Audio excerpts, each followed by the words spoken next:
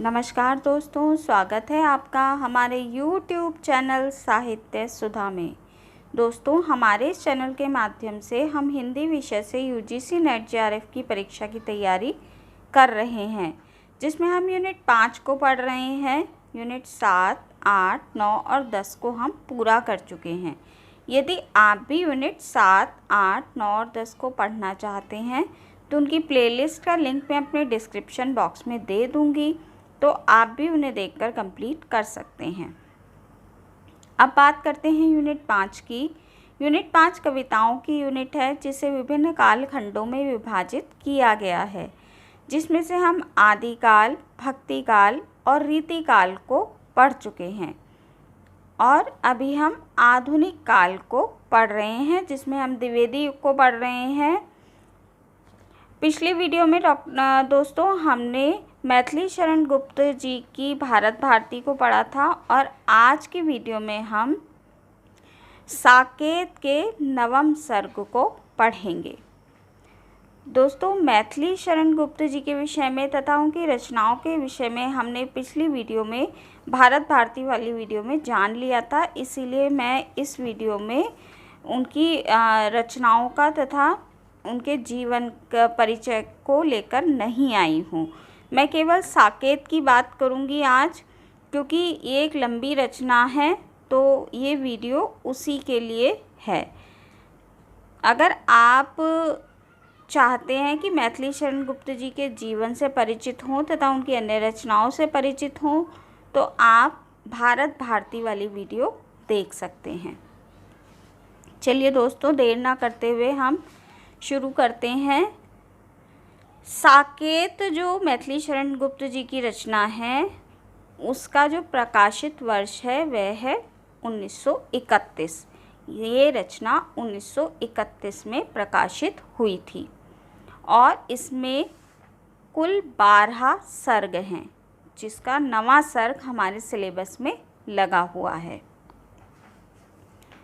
12 सर्गों की रचना है। महाकाव्यों की परंपरा में रामचरित चिंतामणि के बाद मैथिली शरण गुप्त जी के साकेत का ही नाम आता है। यह एक सर्गबद्ध रचना है। साकेत राष्ट्रकवि मैथिली शरण गुप्त जी की एक प्रसिद्ध रचना है। गुप्त जी के समस्त कृतियों में साकेत को सर्वाधिक गौरवशाली स्थान प्राप्त है। साकेत हिंदी साहित्य की अमूल्य निधि है। साकेत एक प्रबंध काव्य है, अतएव उसकी शैली में भी प्रबंधात्मकता है। काव्य की भाषा खड़ी बोली है। इसका प्रथम प्रकाशन 1931 ईस्वी में हुआ था। इस काव्य की कथा उर्मिला और लक्ष्मण के संयोग सुख से प्रारंभ होती है और वनवास के बाद समाप्त हो जाती है। साकेत 12 सर्गों का महाकाव्य तथा बृहद प्रबंध काव्य है। साकेत का कथानक राम कथा पर आधारित है, लेकिन राम कथा का वर्णन करना कवि का उद्देश्य नहीं था। साकेत का मुख्य उद्देश्य राम कथा में उपेक्षित पात्रों को प्रकाश में लाना था। साकेत की कथा रामायण की ही कथा है। अयोध्या का पुराना नाम साकेत था। ये बात इम्पॉर्टेंट है दोस्तों कि साकेत का नामकरण कैसे हुआ। तो अयोध्या का जो पुराना नाम था वह साकेत था। आचार्य नंद दुलारे वाजपेयी के शब्दों में साकेत महाकाव्य ही नहीं, यह आधुनिक हिंदी का युग परिवर्तक महाकाव्य है। मैथिली शरण गुप्त जी को आधुनिक काल का तुलसी स्वीकार किया गया है। गुप्त जी ने नारी को भारतीय आदर्श में ढालने की चेष्टा की है। भौतिक पक्ष में नारी रति का प्रतिरूप है। यह विश्व की मधुर कल्पना है, अतः नारी पुरुष की अनिवार्य आवश्यकता के रूप में आई है। बौद्धिक क्षेत्र में वह उच्च है। हृदय की विशालता तथा सहानुभूति उसके आभूषण रहे हैं। अतः साकेत एक चरित्र प्रधान काव्य है। उसमें उर्मिला का चरित्र कथा से संबंधित अन्य पात्रों के बीच विकसित होता है। आरंभिक सर्गों में श्री राम को वनवास का आदेश, अयोध्या वासियों का करुण रुदन और वन गमन की कई झांकियां हैं। अंत के सर्गों में लक्ष्मण की पत्नी उर्मिला के वियोग का वर्णन किया गया है। साकेत मुख्यतः उर्मिला को केंद्र में रखकर लिखा गया है। चूँकि लक्ष्मण तो अपने भाई और भाभी के साथ वन चले गए थे, लेकिन उर्मिला अपने ससुराल में ही रही थी। उन्हीं की मन की स्थिति का वर्णन कवि ने इस ग्रंथ के माध्यम से किया है। यहाँ कुछ पंक्तियाँ हैं कि किस तरीके से उन्होंने वर्णन किया है। मानस मंदिर में सटी पति की प्रतिमा थाप, जलती सी उस विरह में बनी आरती आप। उर्मिला के मन में अपने पति की प्रतिमा है, वह विरह से व्याकुल है और वह किसी आरती की लौ के समान स्वयं ही जल रही है। इन पंक्तियों का ये अर्थ है। अब हम इसके अन्य सर्गों को भी थोड़ा थोड़ा जानेंगे, जो कि परीक्षा के दृष्टिकोण से बहुत उपयोगी है। पहले प्रथम सर्ग की बात कर लेते हैं। मैथिली शरण गुप्त जी ने प्राचीन परंपरा के अनुसार देवी शारदा की स्तुति से इसे आरंभ किया है। इसके बाद साकेत नगरी की भव्यता का वर्णन इसमें किया गया है। राजा और प्रजा का पारस्परिक संबंध, एक सद्भावना का वर्णन है। राजा दशरथ के पुत्र राम, लक्ष्मण, भरत और शत्रुघ्न हैं। राजा दशरथ की एकमात्र अभिलाषा राम का शीघ्र राज्य अभिषेक करने की है। रात्रि अपने चरम पर है, अंतिम चरण में है और प्रभात आगमन हो रहा है। राजमहल में नवीन वस्त्रों को धारण किए हुए उर्मिला खड़ी हैं। तभी वहाँ पर लक्ष्मण आते हैं और तरुण दंपति के बीच हास परिहास के साथ प्रेम वार्ता होने लगती है। लक्ष्मण उर्मिला को राम के राज्याभिषेक की सूचना देते हैं। उर्मिला के चरित्र का यह पहलू आधुनिक नारी से परिचित करवाता है। प्राचीन काव्य नायिकाएं गांधीर्य से भरी होती थी। उनके दाम्पत्य जीवन में हास्य विनोद की भी एक सीमा होती थी, जबकि आधुनिक युग की नारी इससे बहुत आगे है। उर्मिला का यही रूप साकेत के प्रथम सर्ग की विशेषता है। अब हम इसके दूसरे सर्ग को देखेंगे, उसके थोड़े से अंश की बात करेंगे। दूसरे सर्ग में राम कथा का विकास होता है। राम के राज्याभिषेक की सूचना सुनकर मंथरा बहुत उदास और चिंतित है। मंथरा को इस महादशा में देखकर कैकेयी उसकी उदासी का कारण पूछती है।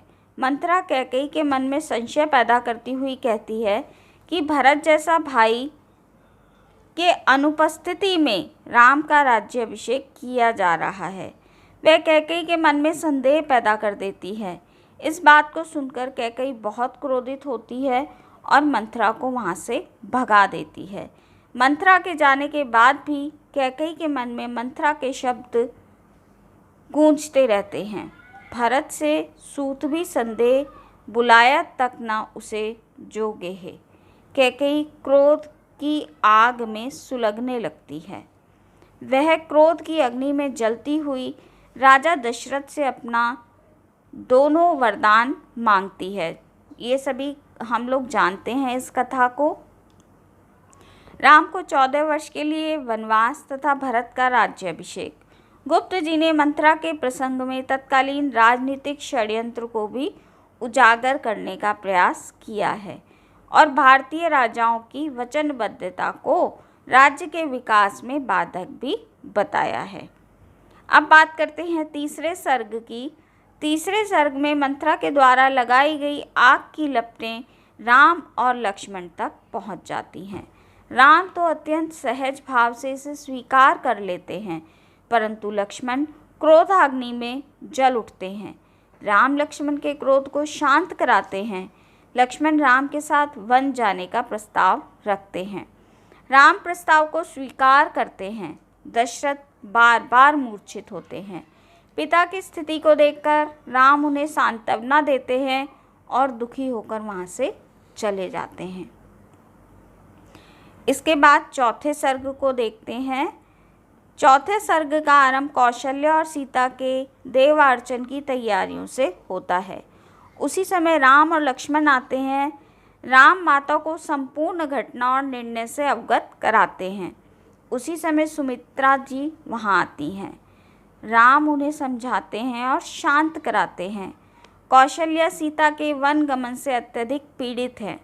राम सीता को भी वन नहीं जाने के लिए वह बहुत समझाते हैं, परंतु सीता उनका कहा नहीं मानती हैं और सीता कहती हैं, मेरी यही महामति है, मति ही पत्नी की गति, तथा अथवा कुछ भी ना हो वहाँ, तुम तो हो जो नहीं यहाँ।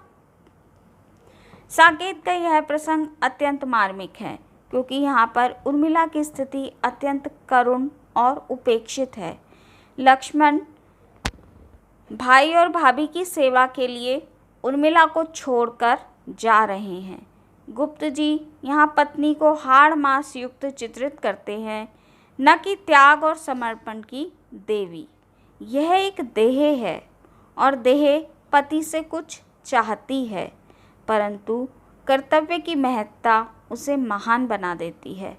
वह अपनी भावनाओं को अपने अंदर ही दफन कर मन को समझाती है, हे मन, तू प्रिय पथ का विघ्न ना बन। यहाँ कवि उर्मिला के साथ चलने की जिद करवा सकते थे, पर वे ऐसा करके लक्ष्मण को छोटा नहीं बना सकते। अतः उर्मिला ने स्वयं सोच लिया कि पति की भ्रातृ भक्ति और कर्तव्य भावना में वे बाधक क्यों बने। उर्मिला की दुर्दशा देखकर सीता के मुख से स्वयं निकल पड़ता है, आज भाग्य जो हुआ मेरा, वह भी हुआ ना हाँ मेरा। यहाँ पर सीता ने भी उर्मिला के साथ चलने की बात नहीं की। अंत में राम, सीता और लक्ष्मण को माता कौशल्या विवश भाव से वन गमन की अनुमति दे देती हैं। यहाँ पर चौथा सर्ग समाप्त हो जाता है। आगे 5वें सर्ग में राम, सीता और लक्ष्मण रथ पर चढ़कर वन की ओर जा रहे हैं। नगरवासी वन पथ पर इधर उधर खड़े होकर आंसू भरे नेत्रों से उन्हें विदाई दे रहे हैं। माता कैकेयी के कुटिल कर्म की सभी निंदा कर रहे थे। राम उन्हें बार बार समझा बुझाकर वापस भेज रहे थे। अयोध्या की सीमा को पार कर तमसा नदी, वहाँ से गोमती और फिर गंगा तट पर वे पहुँचते हैं। वहाँ से निषाद राज ने गंगा को उन्हें पार कराया। उनके बाद वहाँ से राम, लक्ष्मण और सीता जी प्रयाग और तत्पश्चात चित्रकूट पहुँचे। वहाँ के वासियों ने उनका बहुत स्वागत किया। आगे छठा सर्ग है दोस्तों। छठे सर्ग के आरंभ में विरहिणी उर्मिला की करुण दशा छठे सर्ग का आरंभ विरहिणी उर्मिला की करुण दशा से होता है। वह मूर्छित पड़ी हैं। सखियाँ उन्हें धैर्य बंधाती हैं। राजा दशरथ और उनकी रानियाँ सभी शोक संतप्त हैं। सुमंत को अकेले लौटते हुए देखकर राजा दशरथ की दशा और भी अधिक शोकाकुल हो जाती है और उनके प्राण पखेरु उड़ जाते हैं। सर्वत्र हाहाकार मच जाता है। मुनि वशिष्ठ सबको धैर्य बंधाते हैं। आगे 7वां सर्ग है इसका। 7वें सर्ग में भरत और शत्रुघ्न साथ में आ रहे हैं, किंतु जो वे नगर के नज़दीक पहुंचते हैं, भरत किसी अमंगल की आशंका से बेचैन होने लगते हैं। महल में आकर उनके अनेक प्रश्नों और जिज्ञासाओं का सामना कैकेयी करती हैं और कहती हैं, तो सुनो ये क्यों हुआ परिणाम। प्रभु गए सुरधाम, वन को राम, मांग मैंने ही लिया कुल केतु, राज सिंहासन तुम्हारे हेतु। यह सुनकर भरत पर वज्र का प्रहार हो जाता है। भरत इसके लिए स्वयं को दंड का भागी मानते हैं। कौशल्या उन्हें निर्दोष मानती हैं। भरत शोक के कारण अचेत हो जाते हैं। गुरु वशिष्ठ धैर्य बंधाते हैं। अगले दिन राजा दशरथ का दाह संस्कार किया जाता है। आगे 8वें सर्ग है। 8वें सर्ग में चित्रकूट का दृश्य है। राम एक वृक्ष की छाया में पड़ी हुई शिला पर बैठे हैं। अभी पति पत्नी में वार्ता चल रही थी कि सीता वन के खग मृग को भयभीत होकर भागते हुए देखती हैं। यह देखकर लक्ष्मण आशंका व्यक्त करते हैं कि संभवतः भरत दल बल के साथ आक्रमण करने के लिए आ रहे हैं। राम लक्ष्मण के इस बात का निषेध करते हैं। तभी भीड़ नज़दीक आ जाती है। भरत शत्रुघ्न दौड़कर राम सीता के पांव पर लेट जाते हैं। तभी राम की दृष्टि उजला वस्त्र धारण किए माँ पर पड़ जाती है और करुणा से चीत्कार करते हैं। मुनि वशिष्ठ उन सभी को धैर्य बंधाते हैं। राम अपने दिवंगत पिता को श्रद्धांजलि अर्पित करते हैं। कैकेयी राम को वापस अयोध्या लौटने के लिए अनुरोध करती हैं। शोक और आत्मग्लानि से परिपूर्ण कैकेयी के अंदर की व्यथा इन शब्दों में बह उठती है। वे कहती हैं, युग युग तक चलती रहे कठोर कहानी, रघुकुल में भी थी एक अभागिन रानी। निज जन्म जन्म में सुने जीव यह मेरा धिक्कार, उसे था महास्वार्थ ने घेरा। कैकेयी का यह पश्चाताप उसके पाप की कालिमा को धो देता है। राम के मुख से यह शब्द निकलता है, 100 बार धन्य वह एक लालम की माई, जिस जननी ने है जाना भारत सा भाई। भरत की अभिलाषा है कि राम साकेत लौटकर राज्यभार संभालें। उनके स्थान पर भरत वनवास का जीवन व्यतीत करें। किंतु राम के तर्कों के आगे भरत को परास्त होना पड़ता है। अंत में भरत राम के चरण पादुका को लेकर अयोध्या वापस लौट जाते हैं। इसके बाद सीता, लक्ष्मण और उर्मिला की कुटी में क्षणिक मिलन। सीता जो होती हैं वो लक्ष्मण और उर्मिला का कुटी में क्षणिक मिलन करवा देती हैं, पर दोनों में से कोई भी अपने अंदर के ज्वार भाटे से दूसरे को अवगत नहीं करा पाता। यह मिलन अल्पकालीन ही रहता है। यहाँ पर इसका 8वां सर्ग समाप्त होता है और 9वें सर्ग की शुरुआत होती है, जिसको हमें पूरे ध्यान के साथ पढ़ना है। 9वें सर्ग में मैथिली शरण गुप्त जी ने साकेत के इस सर्ग में उर्मिला की विरह पीड़ा को व्यक्त किया है। सीता प्रभु श्री राम के साथ साकेत से चित्रकूट में आ गई और वहीं आकर सा आनंद रहने लगती हैं, किंतु उर्मिला को भीषण वियोग सहना पड़ता है। 9वें सर्ग की सभी कथा उर्मिला के अश्रुओं से भीगी हुई है। उर्मिला अपने मन मंदिर में आराध्य के स्वामी की प्रतिष्ठा करके स्वयं आरती की ज्वाला बनकर जल रही थी। अतीत की स्मृतियों की करुणा से भरी वेदना, अभिलाषा और अप्राप्य प्रेम का संसार एवं ऐसी अपूर्ण स्थिति जिसमें संतुष्टि मात्र का 1% भी ना हो, श्रृंगार परक वस्तुएं उसकी विरह की अग्नि को प्रज्वलित करने में ईंधन के समान हैं। वे अपने मन के मंदिर में प्रिय की प्रतिमा स्थापित कर संपूर्ण भोगों को त्याग कर अपना जीवन योगमय बना लेती है। मानस मंदिर में सती पति की प्रतिमा थाप, जलती थी उस विरह में बनी आरती आप। आँखों में प्रिय मूर्ति थी, भूले थे सब भोग, हुआ योग से भी अधिक उसका विषम वियोग। भारतीय संस्कृति में नारी जाति को जिन चरित्रों से गरिमा और दीप्ति मिलती है, उसमें उर्मिला का स्थान सबसे अग्रणी है। कुल मिलाकर भाव और कला दोनों की दृष्टियों से साकेत का 9वां सर्ग अत्यंत उच्च कोटि का है और श्रेष्ठ काव्य के सभी गुणों से अभिमंडित है। दोस्तों, ये था साकेत का 9वां सर्ग। अब हम इसके कुछ पदों की व्याख्या को देखेंगे। जल्दी से देख लेते हैं। आसान भाषा में लिखी हुई है खड़ी बोली में, तो हम सभी पढ़कर इसके पदों को समझ सकते हैं, इसलिए मैं थोड़े से पद आप लोगों के लिए लेकर आई हूँ। 2 वंशों में प्रकट करके पावनी लोक लीला, 100 पुत्रों से अधिक जिनकी पुत्रियां पूतशीला, त्यागी भी है शरण जिनके जो अनाक्स्त गेही, राजा योगी जय जनक वे पुण्य देही विदेही।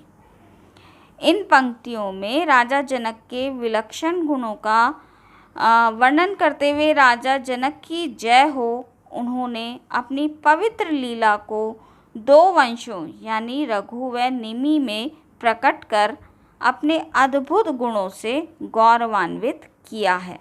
तात्पर्य यह है कि राजा जनक ने अपनी पुत्रियों का विवाह रघुवंश में करके अपने दोनों वंशों का गौरव बढ़ा दिया है। इस योगी जनक की शीलवान पुत्रियां 100 पुत्रों से भी अधिक अपने वंश के गौरव को बढ़ाने वाली हैं। त्यागी पुरुष भी जनक शरण में आश्रय पाते हैं, जो अनासक्त होकर भी गृहस्थ में हैं, गृहस्थ धर्म का पालन करते हैं। वे राजा जनक एक योगी हैं, अत्यंत धर्मात्मा हैं तथा सांसारिक विषयों से विमुख होने वाले पुरुष हैं। वे एक पुण्य पुरुष हैं। आगे देखते हैं। विफल जीवन व्यर्थ बहा बहा, सरस 2 पद भी हुए भी ना हुए हाहा। कठिन है कविते तव भूमि ही, पर यहाँ श्रम भी सुख सा रहा। गुप्त जी इन पंक्तियों में कहते हैं कि वे समय रहते ही राम की वंदना ना कर सके। अपनी इस दशा पर प्रायश्चित करते हुए कवि कहते हैं कि मुझे खेद है कि मेरा जीवन असफल होकर व्यर्थ हो गया। मैं श्री राम के युगल चरण की वंदना ना कर सका। मैं उन पगों को जल से पखार कर अपनी कविता के 2 पदों को रसयुक्त भी ना बना पाया। हे कविते, तुम्हारी भूमि कठिन है, ऐसे महान काव्य की रचना कठिन नहीं है। काव्य प्रतिभा ना होते हुए भी मुझे श्रम से काव्य की रचना करने में ही सुख प्राप्त हो रहा है, जो काव्य प्रतिभा होने पर कविता रचने में होता है। आगे की पंक्तियां देख लेते हैं दोस्तों। करुणे क्यों रोती हो, क्यों रोती है, उत्तर में और अधिक तू रोई। मेरी विभूति है जो उसको भवभूति क्यों कहे कोई। अवध को अपनाकर त्याग से वन तपोवन सा प्रभु ने किया। भरत ने उनके अनुराग से भवन में वन का व्रत ले लिया। इन पंक्तियों में जो उर्मिला थी, उनकी जो करुण दशा थी, वो रोती रहती, महल में घूमती रहती थी। तो कवि कहते हैं कि हे करुणामयी स्त्री, तुम क्यों रोती हो। बाद में उनके जाने के बाद तुम क्यों रोती हो, तुम तो एक महान विभूति हो, तो और भावनाओं की एक मूर्ति हो। तुम अयोध्या को त्याग कर अयोध्या को त्याग से अपनाकर राम ने वन को भी तपोवन के समान दुख देने वाला बना दिया है। अवध को अपनाकर त्याग से वन तपोवन सा प्रभु ने किया। भरत ने उनके अनुराग से भवन में वन का व्रत ले लिया और राम ने सहर्ष राज सिंहासन का त्याग किया है। उनके इस अपूर्व त्याग ने अयोध्या वासियों को बहुत अधिक प्रभावित किया है। इस प्रकार अपने त्याग के द्वारा राम ने अयोध्या वासियों का हृदय जीत लिया है और भरत ने राम के प्रेम के कारण राजभवन में रहकर भी वन का व्रत ले लिया है, अर्थात वे राजभवन में रहकर भी वन निवासी योगियों सा जीवन बिता रहे हैं। आगे की पंक्तियां हम देख लेते हैं। उस रुदंती विरहिणी के रुदन रस के लेप से और पाकर ताप उसके प्रिय विरह विक्षेप से। वर्ण वर्ण सदैव जिनके हो विभूषण कर्ण के, क्यों ना बनते कवि जनों के ताम्रपत्र सुवर्ण के। कवि उर्मिला के विरह का वर्णन करते हुए इन पंक्तियों में कहते हैं कि जिस प्रकार संजीवनी नामक जड़ी के रस का लेप करने से, उसमें रासायनिक रीति से तपाने से तांबा सोना बन जाता है, जिसके अनेक आभूषण बनाकर कानों में पहने जाते हैं जो बहुत ही सुंदर प्रतीत होते हैं, उसी प्रकार रात दिन बिलखने वाली विरहिणी उर्मिला के आंसुओं के रस के लोभ से, लक्ष्मण के विरह से उत्पन्न भाव के संताप से कवियों का एक एक अक्षर कानों को सुख देने वाला प्रतीत होता है। विभूषण कर्ण के, क्यों ना बनते कवि जनों के ताम्रपत्र सुवर्ण के। कहने का तात्पर्य है कि उर्मिला के सात्विक और आदर्श विग्रह में यह शक्ति है कि यदि कोई कवि इसका वर्णन करे तो इसकी रचना स्वयमेव सरस और रमणीय बन जाती है। अतः उर्मिला का विरह सामान्य विरहिणी का विरह नहीं है, वरन उस आदर्श नारी का विरह है जो साधारण कवियों की कविता को भी सहज ही असाधारणता प्रदान कर देती है। आगे देख लेते हैं आगे की पंक्तियाँ। आई थी सखी मैं यहाँ लेकर हर्षो श्वास, जाऊंगी कैसे भला देकर यह निश्वास। कहाँ जाएंगे प्राण ये लेकर इतना ताप, प्रिय के फिरने पर इन्हें फिरना होगा आप। विरह में पीड़ित उर्मिला अपनी सखी से कहती हैं कि मैं अयोध्या में हर्ष और उल्लास लेकर आई थी, अर्थात अब मैं यहाँ दुल्हन के रूप में आई थी तो मेरे हृदय में हर्ष और उल्लास की भावनाएं नहीं थी, वरन मेरे ससुर के परिवार वालों के मन में भी ये भावनाएं थीं। मतलब दोनों के मन में हर्ष और उल्लास की भावनाएं थी। अब भला इन लोगों को निराश और दुखी देखकर मैं कैसे मर सकती हूँ, अर्थात मैं नहीं चाहती कि विरह दुख में मेरे प्राणों का अंत हो जाए। मेरे परिवार के जनों के अपार दुख को अपनी संपूर्ण शक्ति के साथ मैं सहन करूंगी। विरह का इतना दुख लेने पर तो मेरे प्राण मरकर भी शांति नहीं पा सकेंगे, क्योंकि यदि ये मर भी गए तो भी प्रियतम के लौटने पर इन्हें फिर से यहाँ पर लौटना होगा। प्रिय के फिरने पर इन्हें फिरना होगा आप।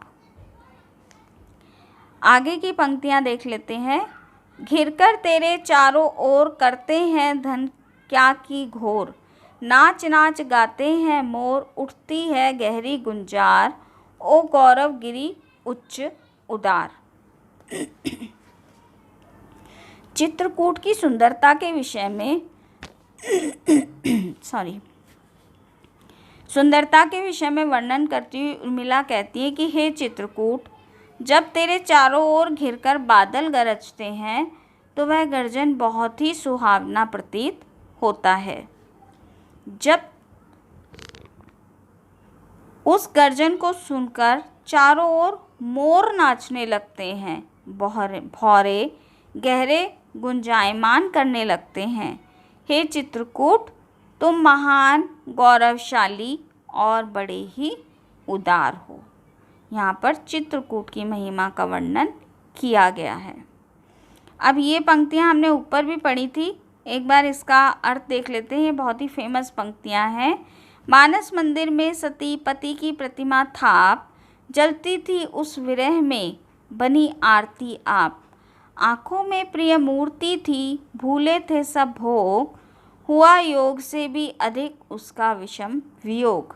8 पहर 64 घड़ी स्वामी का ही ध्यान, छूट गया पीछे स्वयं उससे आत्मज्ञान। इन पंक्तियों में उर्मिला की जो विरह की पीड़ा है उसका वर्णन करते हुए कवि कहते हैं कि मन मंदिर में अपने प्रति की प्रतिमा स्थापित करके उर्मिला विरह की अग्नि में जलते हुए खुद आरती की ज्योति बन गई हैं और आँखों में प्रिय की मूर्ति बसाकर सभी मोह माया को त्याग कर उनका जीवन एक योगी से भी ज़्यादा कठिन और कष्टदायक है। दिन रात स्वामी के ध्यान में डूबने के कारण वे स्वयं को भी भूल गई हैं। कितनी विरहदायक ये पंक्तियाँ लिखी गई हैं कि आठों पैर 64 घड़ी स्वामी का ही ध्यान, छूट गया पीछे स्वयं उससे आत्मज्ञान, यानी उन्हें अपनी भी कोई सुध बुध नहीं है। आगे अंतिम पंक्तियों को हम देख लेते हैं। जो आज्ञा लक्ष्मण गए कुटी में, जो घुसे सूर्य कर निकर सरोज पुटी में जाकर, परंतु जो वहाँ उन्होंने देखा तो दिख पड़ी कोणस्थ उर्मिला रेखा। यह काया है यह शेष उसी की छाया, क्षण भर उनकी कुछ समझ में न आया। इन पंक्तियों में उर्मिला का जो शरीर है, उनकी काया, वो मतलब उर्मिला बिल्कुल एक केवल छाया मात्र दिख रही है, उनका शरीर भी मतलब दिखाई नहीं दे रहा है, अर्थात उनका शरीर बिल्कुल नाम मात्र का शरीर रह गया है। वियोग की पीड़ा ने उनको केवल एक रेखा के समान बना दिया है। सीता जी ने लक्ष्मण से कहा था, हजारों सीता मिलकर भी उर्मिला के त्याग की बराबरी नहीं कर सकती हैं। उर्मिला के द्वारा किए गए प्रत्येक कार्य और त्याग लक्ष्मण को बंधन का नहीं, मुक्ति का संदेश देते हैं। स्त्रियों का जीवन वैसे भी त्याग भरा होता है। दोस्तों, ये था उर्मिला जी की व्यथा की वर्णन करते हुए लिखी गई जो ये साकेत की प्रसिद्ध पंक्तियाँ, इनका व्याख्यान। तो दोस्तों, इस वीडियो को मैं यहीं समाप्त करती हूँ। वीडियो ऑलरेडी बहुत लंबी हो गई है। अब मिलती हूँ आपसे अगली वीडियो में अगले टॉपिक के साथ। तब तक के लिए नमस्कार।